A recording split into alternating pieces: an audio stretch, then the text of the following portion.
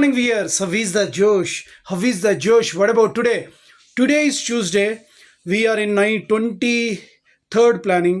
ఇంకో few days అయితే 24లోకి enter అవుతాం. ఈరోజు మనం శ్రీ ఆంజనేయుని దండం పెట్టుకొని డేని ప్రారంభిద్దాం.